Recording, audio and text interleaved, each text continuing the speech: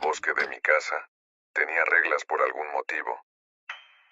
En mi casa siempre hubo una hoja pegada al refrigerador con reglas raras, escritas como si fueran un procedimiento de esos que nadie lee hasta que pasa algo, y yo crecí viéndola todos los días, pasando al lado como si fuera decoración.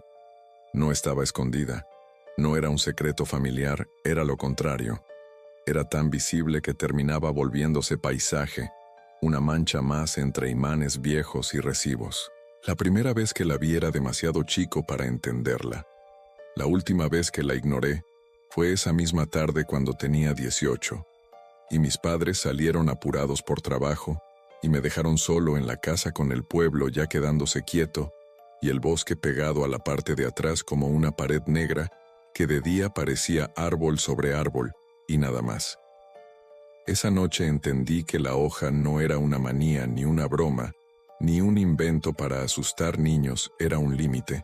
Y lo peor es que yo llevaba años conviviendo con ese límite, sin creerlo de verdad como se convive con un letrero gastado, que dice peligro, y que nadie mira, porque siempre estuvo ahí. Crecí en un lugar donde la gente se conoce por la forma de caminar, donde las casas quedan separadas por tramos largos de tierra y alambres, y donde el bosque no es un parque ni un paisaje bonito para visitar, es un borde que se respeta, un lugar que empieza de golpe sin transición, detrás de los últimos patios. Mis padres decían pocas cosas con seriedad, pero con el bosque eran serios sin tener que levantar la voz, como si supieran que allí no conviene hablar de más. Había historias, claro, siempre.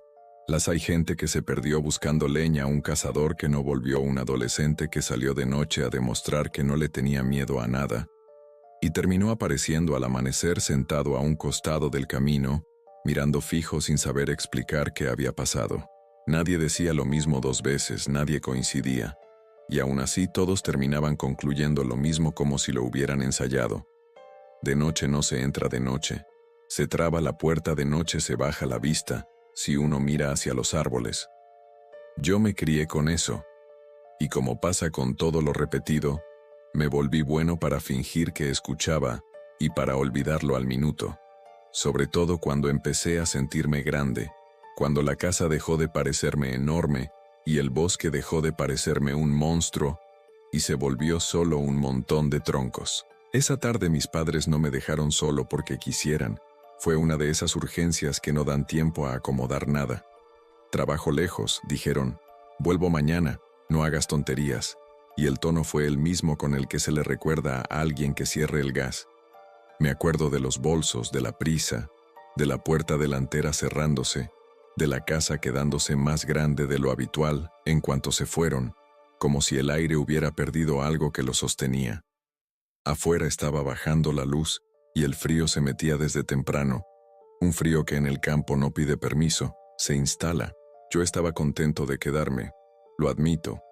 Quería esa sensación de independencia, de estar solo sin supervisión, de caminar por la casa sin que me preguntaran qué estaba haciendo. Por eso cuando mi madre se detuvo un segundo junto al refrigerador y miró la hoja de reglas como asegurándose de que seguía ahí, yo hice lo que venía haciendo, siempre fingí que no vi, porque me parecía ridículo que a mi edad todavía existiera esa hoja, todavía existiera ese miedo. Cuando por fin la camioneta desapareció por el camino y el ruido del motor se perdió, me quedé un rato parado en el comedor sin saber qué hacer primero, como si la libertad fuera un objeto pesado. La casa tenía esa mezcla de orden y desgaste que tienen las casas rurales. Paredes firmes, madera vieja, pasillos que crujen por costumbre y un olor que siempre me pareció normal. Hasta que esa noche empecé a notarlo, como si fuera una advertencia, olor a humedad guardada a polvo de invierno, a tierra, que entra por las suelas. Detrás el patio daba casi directo al borde del bosque, con un alambrado simple que no detenía nada más que gallinas, y más allá, los troncos empezaban como una fila apretada, como si el terreno estuviera ocupado desde antes. Me dije que iba a cocinar algo, que iba a encender el televisor, que iba a hacer lo que hacía cualquier chico cuando lo dejan solo. Pero antes de moverme sentí una presión rara, no física, más bien una incomodidad, como si la casa estuviera esperando que yo hiciera algo correcto, y yo todavía no supiera qué era. Volví al refrigerador sin querer admitir por qué. Levanté la hoja con 2 dedos y noté que no era una simple lista escrita a mano, como yo siempre había imaginado de reojo. Era un papel más grueso, amarillento, con letras hechas a máquina, con un membrete borroso arriba que alguna vez debió haber sido de alguna oficina local, algo de autoridad, algo que suena oficial aunque uno no se acuerde del nombre. Tenía manchas de grasa y marcas de dedos, como si la hubieran leído muchas veces con apuro. No era larga, no estaba llena de explicaciones, no tenía justificación, solo decía lo que había que hacer. Ese estilo frío sin adornos fue lo que me dio el primer golpe de realidad, porque uno no escribe así una broma para asustar a un hijo. Uno escribe así cuando está cansado y tiene miedo, y quiere dejar las cosas claras para que alguien no se equivoque. La hoja decía esto, y lo copio tal cual, porque todavía me tiembla el estómago al recordarlo. Regla 1.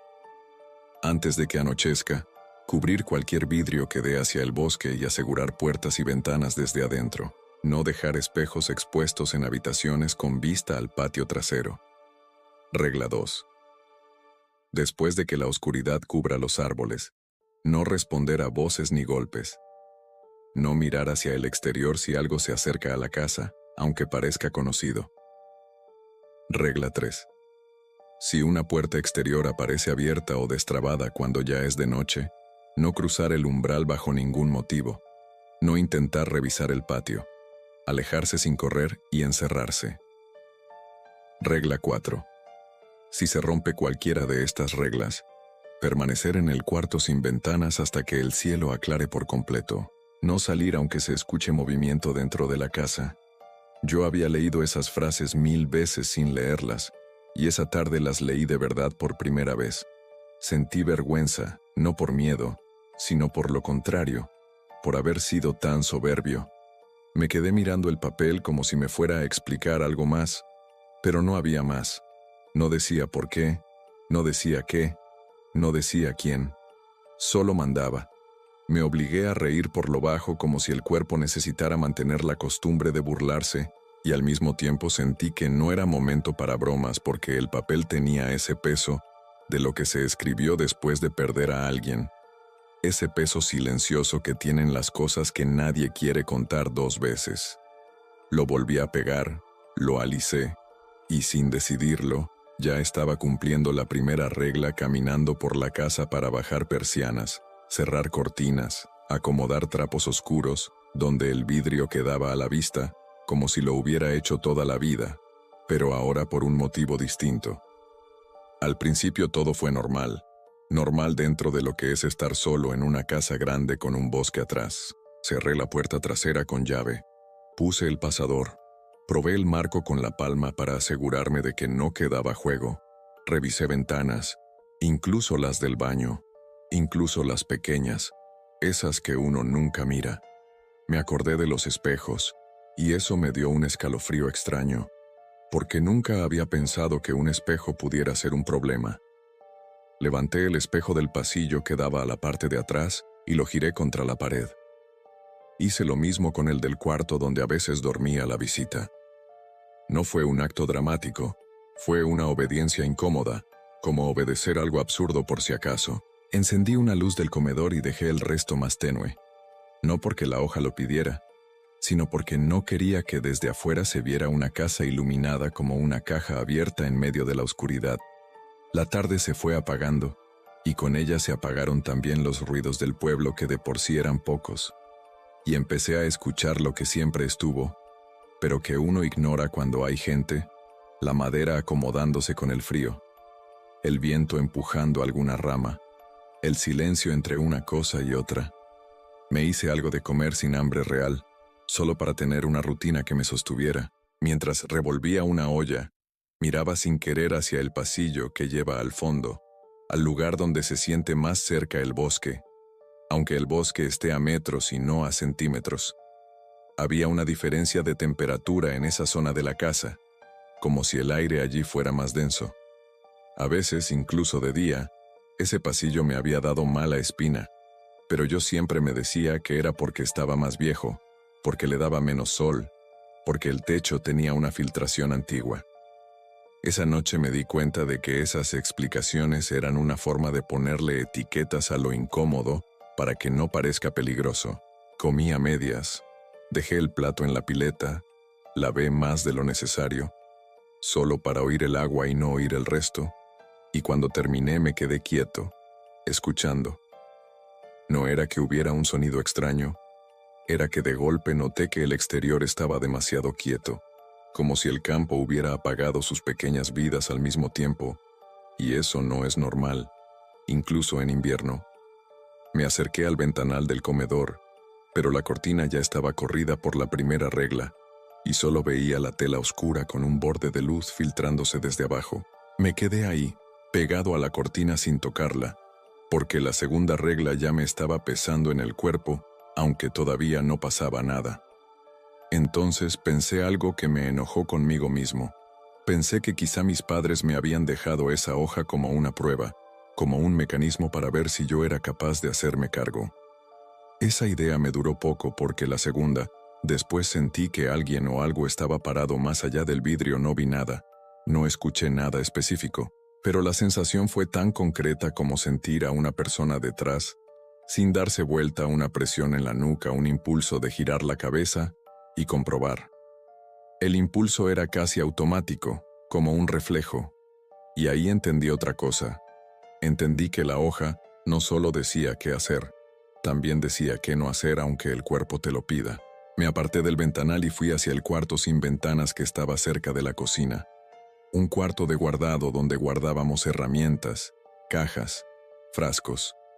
No era un refugio pensado, era lo que había, un espacio sin vista al exterior. Abrí la puerta y dejé el lugar ordenado lo suficiente para poder entrar rápido si hacía falta. No me estaba escondiendo todavía, me estaba preparando, y eso es una diferencia importante, porque todavía quería creer que estaba exagerando. Volví al comedor y encendí el televisor con el volumen muy bajo, casi apagado, solo para que hubiera algo moviéndose en la pantalla, una luz que me hiciera sentir acompañado. La imagen no duró mucho, empezó a fallar como suelen fallar las cosas en el campo, con interferencia, con cambios bruscos, y yo me reí otra vez, nervioso, pensando que mi cabeza ya estaba haciendo conexiones falsas. Pero mientras trataba de ajustar la antena, sin acercarme a ninguna ventana, me di cuenta de que el fallo no era la señal, era la sensación de que alguien afuera estaba aprendiendo dónde estaban mis ojos, incluso sin verme. Cuando la noche fue completa, de esas noches donde el cielo parece pesado y el patio desaparece, escuché el primer golpe. No fue fuerte, fue más bien como cuando algo choca contra madera y después se queda quieto. Me congelé con el control remoto en la mano, y lo primero que pensé fue en un animal, un gato, una rama, un pájaro desorientado.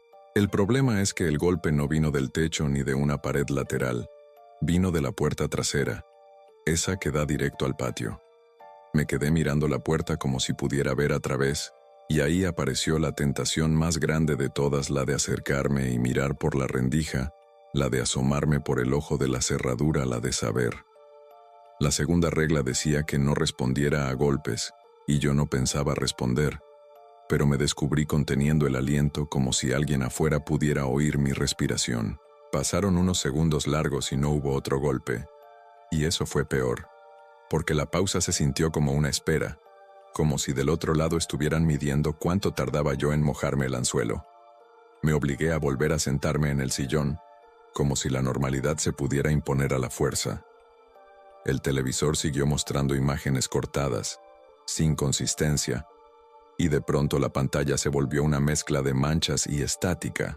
Lo apagué porque la luz intermitente me ponía más nervioso, y en cuanto quedó todo más oscuro, escuché otra vez, esta vez un movimiento suave en el porche, como si alguien arrastrara algo muy despacio, sin apuro.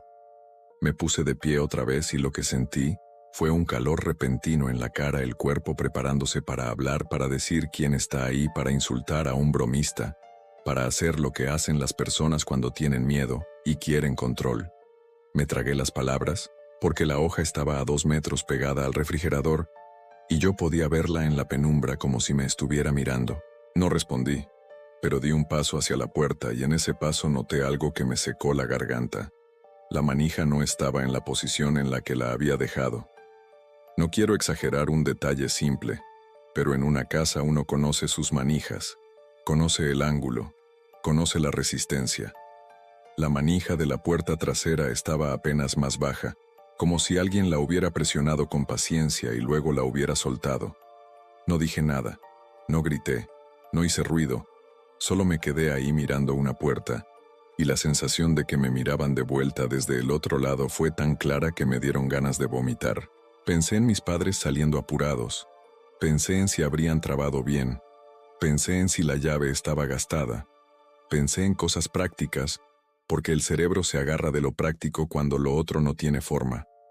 Me acerqué despacio, sin dar la espalda al pasillo, y apoyé la mano sobre la madera, no para abrir, sino para sentir si había vibración, si había peso del otro lado. Y fue entonces cuando escuché la primera voz. No puedo describir esa voz de manera que suene razonable. No era un grito, no era un susurro teatral, no era una amenaza.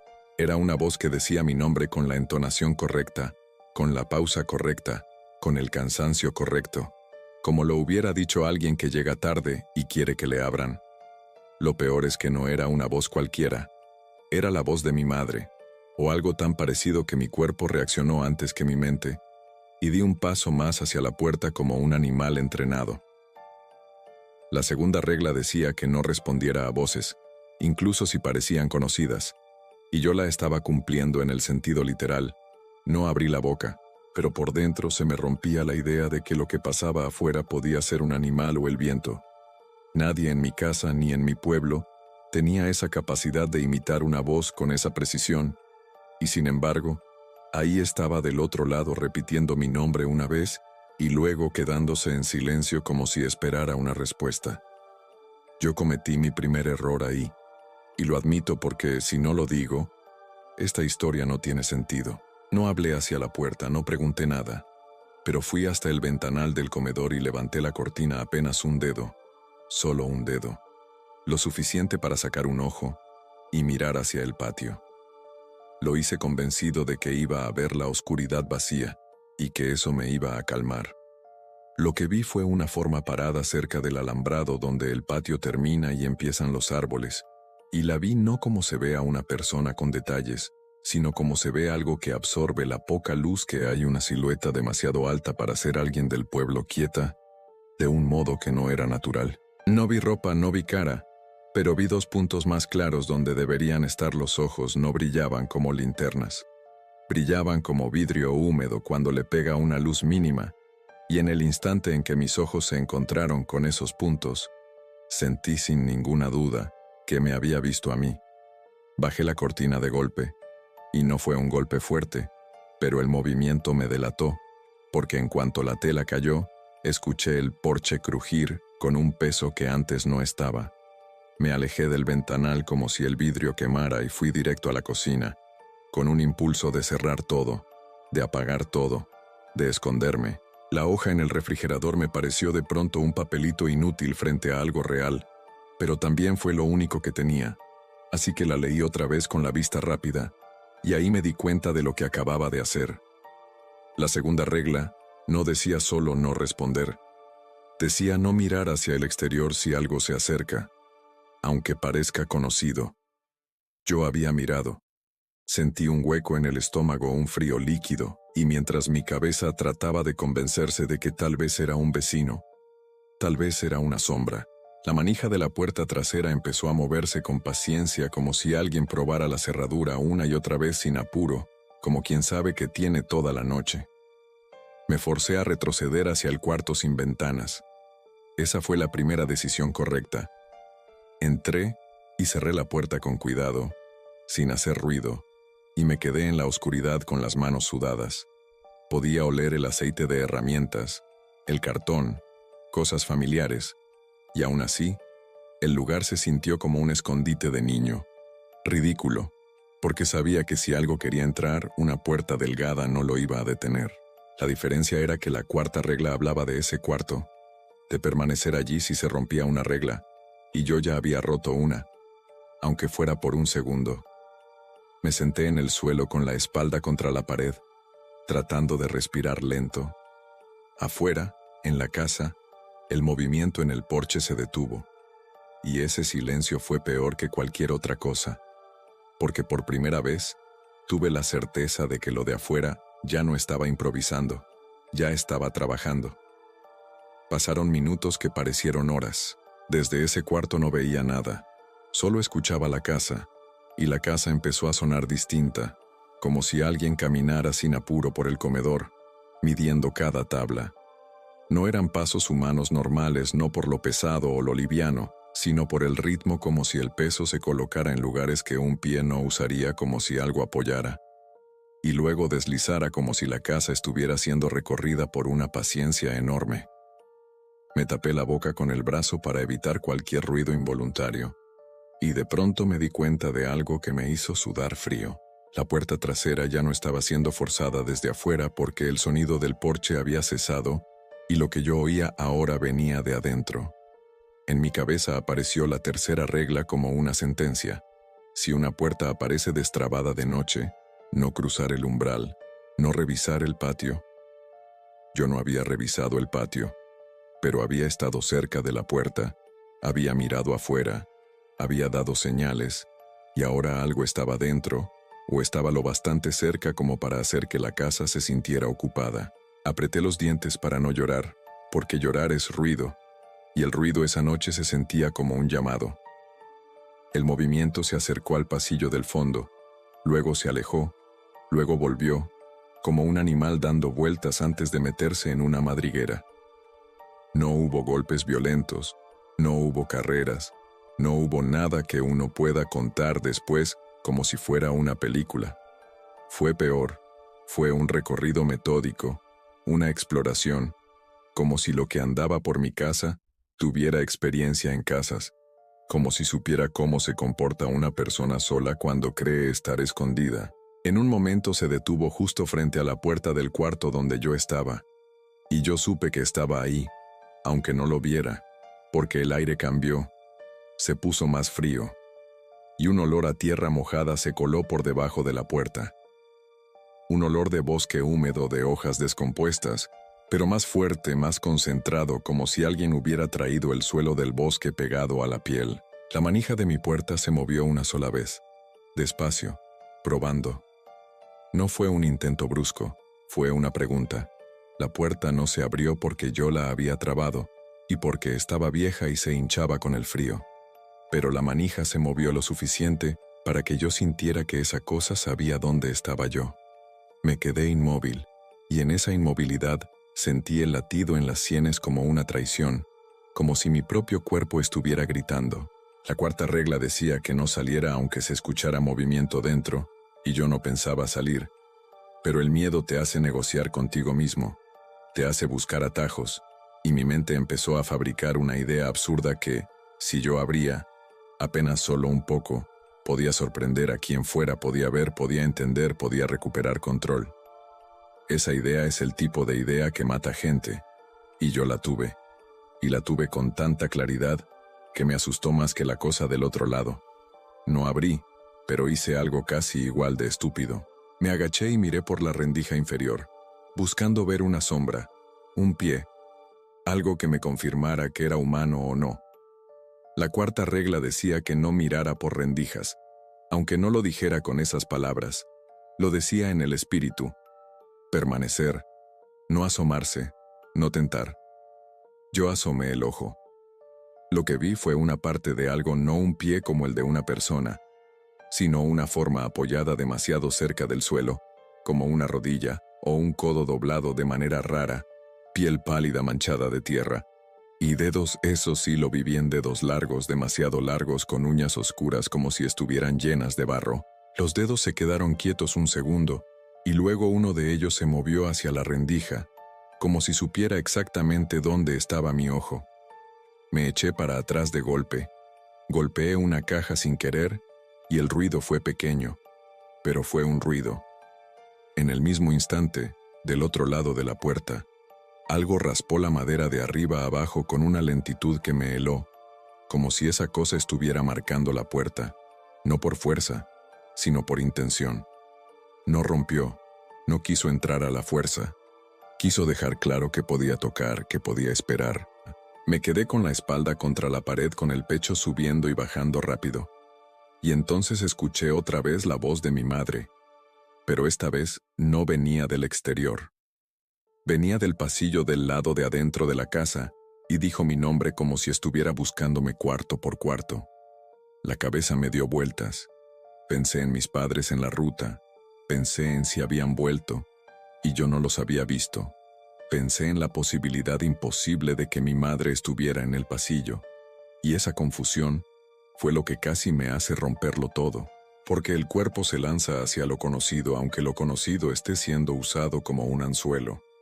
No respondí, y lo digo como si fuera un mérito, pero no lo fue puro terror. La voz se repitió una vez más cerca, y después se quedó callada. Hubo un silencio espeso, y en ese silencio escuché que algo se agachaba del otro lado, como si acercara la cara a la puerta, y sentí, aunque no tenga palabras mejores, que me estaban oliendo. Yo no podía ver, pero podía imaginar esos ojos de vidrio húmedo, y la idea me hizo apretar los puños hasta sentir dolor. Pasó un rato largo en el que no ocurrió nada, y yo empecé a pensar que tal vez se había ido, que tal vez la cuarta regla estaba funcionando, que tal vez el amanecer era una pared para esa cosa. Esa esperanza fue mi segundo error grande, porque la esperanza te hace moverte, y moverte esa noche era lo mismo que gritar. Me levanté muy despacio, con las piernas temblando, y acerqué la oreja a la puerta para escuchar mejor. No lo hice por valentía, lo hice porque el silencio era insoportable, porque prefería confirmar un peligro que quedarme con la imaginación desbocada. Pegué la oreja a la madera y escuché, del otro lado, una respiración, pero no como la de una persona, no como un jadeo, sino como un flujo lento, húmedo, como si el aire pasara por un conducto estrecho y después saliera pesado.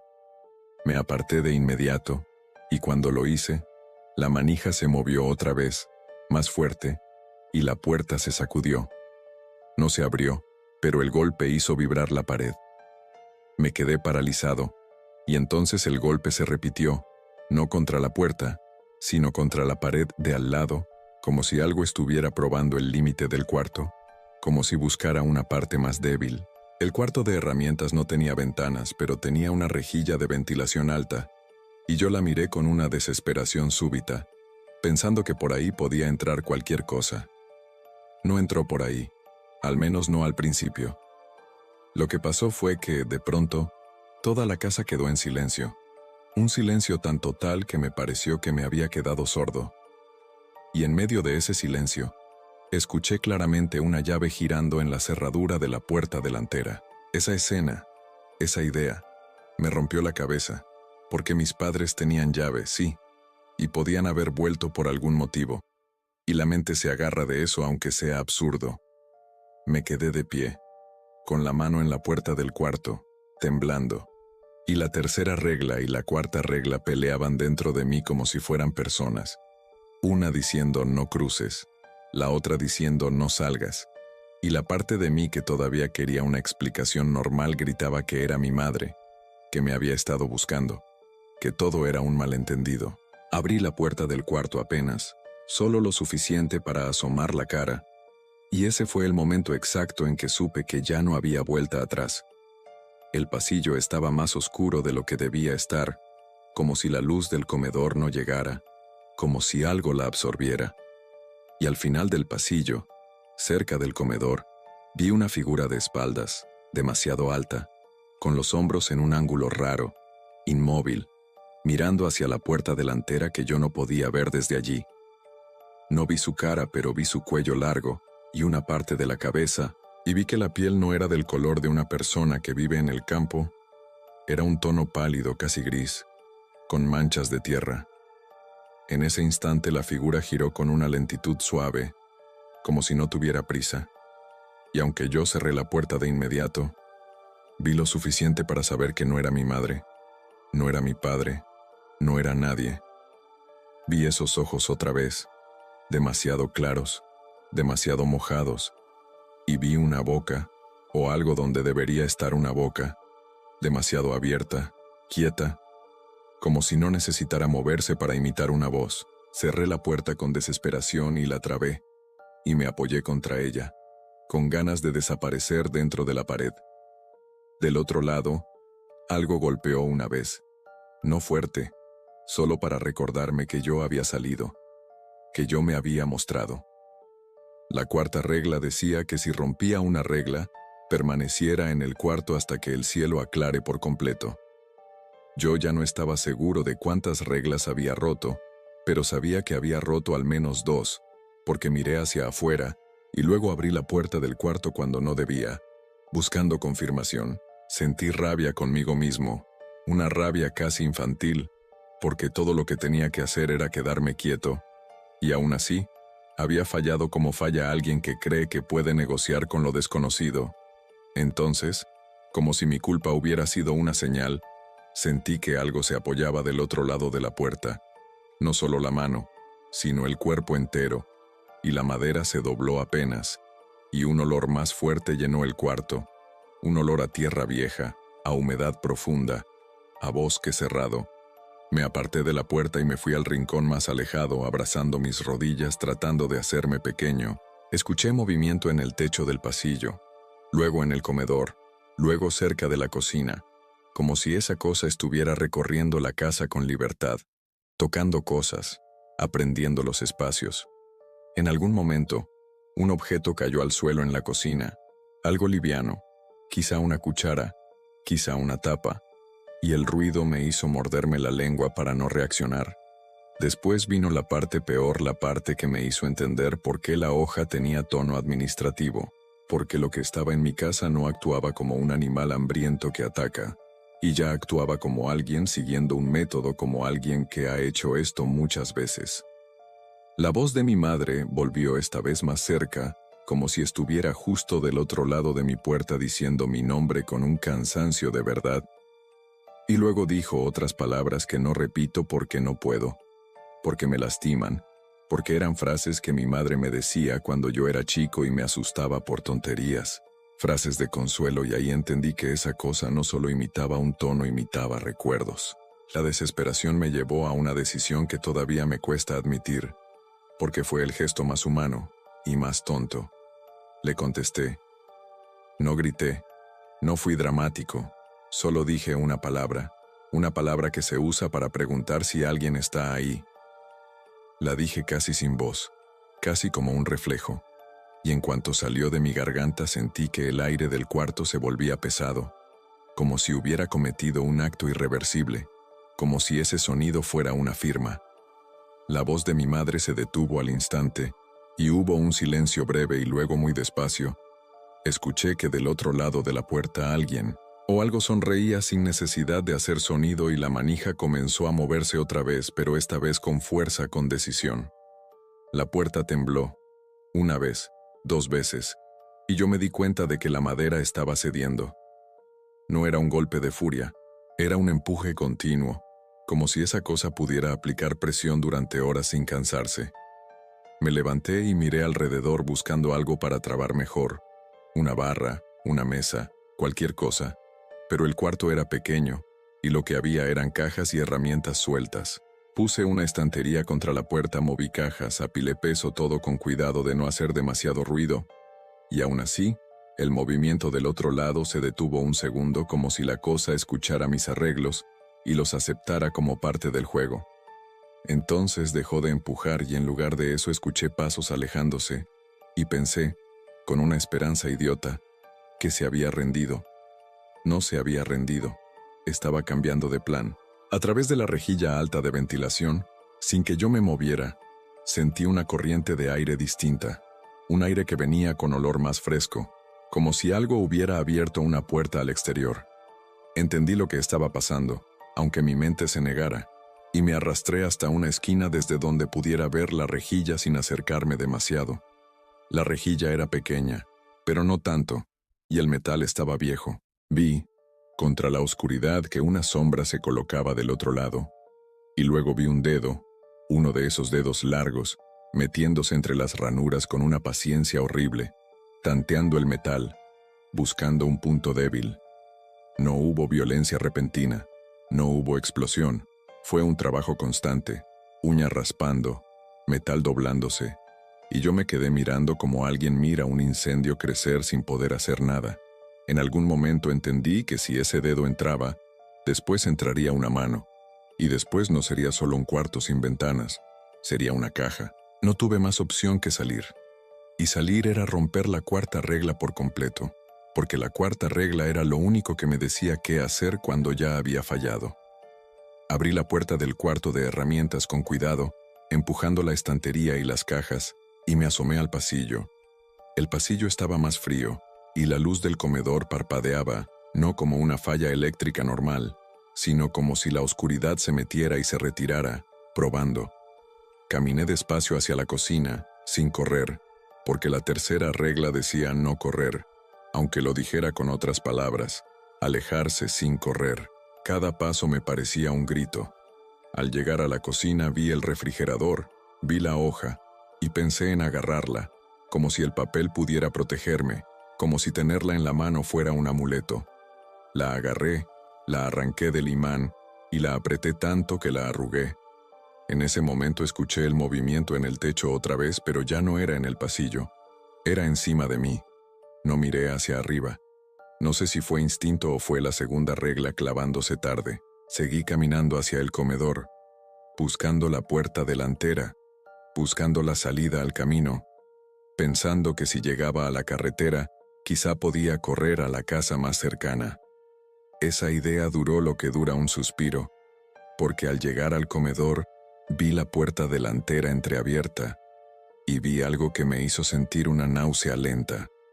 La puerta delantera estaba abierta hacia adentro, pero no como se abre con apuro, estaba abierta con cuidado, como si alguien la hubiera dejado así para que yo la viera.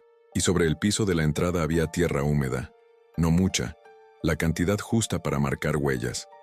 Las huellas no eran de botas, no eran de zapatos, no tenían un dibujo reconocible. Eran marcas largas, como de planta ancha con dedos demasiado separados, y estaban orientadas hacia adentro, como si lo de afuera hubiera entrado por la puerta principal sin prisa, caminando como dueño. Yo debería haber cerrado esa puerta. La tercera regla decía, no cruzar umbrales, no revisar patios, pero mi mente se agarró a la lógica más simple, cerrar la puerta y ya. Di 2 pasos hacia la entrada y entonces, desde el borde de mi visión, vi movimiento en el ventanal del comedor, una silueta pegada al vidrio, demasiado cerca, como si su cara estuviera a centímetros de la cortina. No vi detalles, pero vi la forma de la cabeza. Vi que el vidrio se empañaba desde afuera, como si hubiera aliento contra el cristal, y el impulso de correr me hizo perder la poca calma que tenía. Corrí, y en cuanto corrí, escuché detrás de mí un peso cayendo en el piso del comedor. Un peso que no era una persona saltando, era algo más denso y sentí en la nuca un golpe de aire frío como si alguien me hubiera rozado. Me lancé hacia la puerta delantera sin pensar y crucé el umbral. Lo hice. Rompí la tercera regla, la rompí de la manera más directa. Salí de la casa de noche, hacia el exterior, hacia el patio delantero que da a la calle de tierra. Por un segundo sentí alivio, porque el aire de afuera era distinto, más abierto. Ese alivio murió cuando me di cuenta de que afuera estaba más oscuro de lo que debía estar, como si la noche se hubiera espesado, como si el pueblo entero se hubiera apagado. Miré hacia la calle, y no vi luces en ninguna casa. No vi ventanas, no vi nada.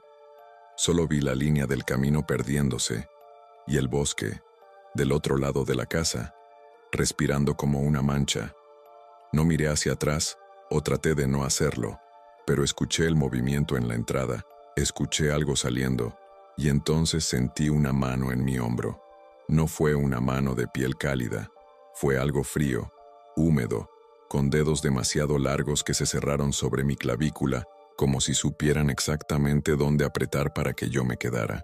No me levantó, no me tiró al suelo, solo me detuvo, y esa detención me borró toda voluntad. Quise gritar, y lo que salió fue aire. Sentí el otro brazo rodeándome el pecho desde atrás, y por un instante en el borde de mi vista, vi la forma de un rostro acercándose a mi oreja, y vi dientes no como los de un animal con colmillos limpios, sino como una fila irregular oscura demasiado cerca. No vi sangre, no vi mordida, no vi nada de eso, pero sentí presión en el cuello, una presión que me hizo pensar en la palabra aplastar, y supe que si esa cosa quería matarme ahí mismo, podía hacerlo sin esfuerzo. No lo hizo. Hizo algo peor.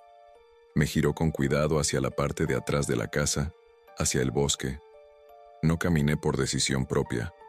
Caminé porque mis piernas obedecían un empuje, porque mi mente estaba tratando de comprender cómo podía estar tan cerca de algo así. El alambrado del patio trasero apareció delante de mí como una línea inútil, y la oscuridad entre los árboles se abrió como si estuviera esperando. Yo quise aferrarme a la hoja de reglas, y me di cuenta de que la había soltado en algún momento, que el papel había quedado adentro, como si la casa misma me hubiera negado el último recordatorio. Tragué saliva y sentí la garganta ardiendo, como si hablar fuera imposible. La presencia detrás de mí no apuraba, no arrastraba, no corría. Me llevaba como se lleva una cosa que ya pertenece. Mi cerebro gritaba que debía resistir, que debía pelear, que debía caer al suelo, pero mi cuerpo estaba rígido. Y la única parte libre era la mirada. Y la mirada se clavó en el borde del bosque. En el límite donde termina el pasto y empiezan las hojas secas, vi otra silueta, y después otra, y ahí entendí que no era una sola cosa. No eran personas, no eran animales, eran formas quietas entre troncos, demasiado altas, demasiado delgadas, con esos puntos claros donde deberían estar los ojos. No se movían, pero su quietud no era la quietud de un árbol, era atención. Sentí que me miraban desde todos lados, y el impulso de cerrar los ojos fue lo único que pude controlar. Cerré los ojos y traté de recordar las reglas como si fueran un rezo. Regla 1, regla 2, regla 3, regla 4, y me di cuenta con una claridad asquerosa de que ya las había roto todas de una u otra manera. Miré, respondí, crucé, salí del cuarto. Las reglas no fallaron. Yo fallé, y esa certeza me partió por dentro. La presión en mi cuello aflojó un poco y pensé, con una esperanza desesperada, que si yo me quedaba quieto quizá me soltaría, quizá solo quería asustar. Entonces sentí un empujón hacia adelante y mis pies pisaron hojas, y el olor del bosque me llenó la nariz, y supe que ya no era un patio, era otra cosa, era un lugar donde la casa no manda. Abrí los ojos una vez más, solo una vez, y vi de reojo algo que no voy a describir entero porque no puedo ordenarlo, porque la mente no quiere. Vi un brazo demasiado largo extendiéndose entre ramas, vi una mano colgando con dedos que no terminaban, vi piel manchada y húmeda, y vi un movimiento rápido cerca del suelo como si algo más pequeño se arrastrara. No escuché palabras, no escuché amenazas, escuché mi respiración cortada y el latido en los oídos. Quise dar vuelta, quise correr de regreso a la luz, y no había luz. La casa estaba detrás como un rectángulo oscuro, y el camino estaba lejos como una idea.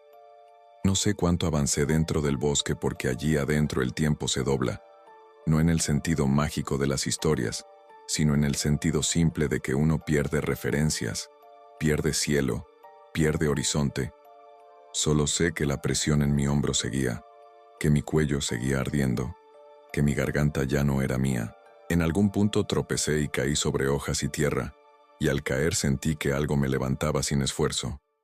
Y ahí vi muy cerca la textura de una piel que no era piel sana. Era piel como la de alguien que estuvo demasiado tiempo mojado, y vi esas uñas negras otra vez. Traté de abrir la boca y no salió nada. La sensación de estar siendo llevado sin poder emitir sonido fue lo que me rompió por completo, porque me di cuenta de que aunque mis padres estuvieran a metros, aunque el pueblo entero estuviera despierto, yo no podría llamar a nadie. Lo último que recuerdo con claridad es el borde del bosque desapareciendo, la casa quedándose atrás como un recuerdo, y la sensación de que los árboles se cerraban como un pasillo. No puedo decir que vi un final, porque no hubo un final limpio, no hubo un corte, no hubo algo que yo pueda narrar con orden. Hubo oscuridad, hubo olor a tierra, hubo presión en el cuello, hubo una certeza física de que la noche no era un momento del día, era un territorio con reglas que no se negocian. Si esto aparece en algún lado, si alguien lo encuentra, va a ser porque la casa guardó algo, porque el papel quedó pegado al refrigerador como siempre, porque las reglas siguen ahí esperando a que alguien más se crea invencible a los 18 y piense que el bosque es solo un montón de troncos. Las reglas no son una historia, son un borde, y el borde está justo detrás de la puerta trasera. Gracias a todos por su apoyo, sobre todo a los miembros de este canal. Sin ustedes no sería posible este proyecto. Sin nada más que decir, gracias por ver.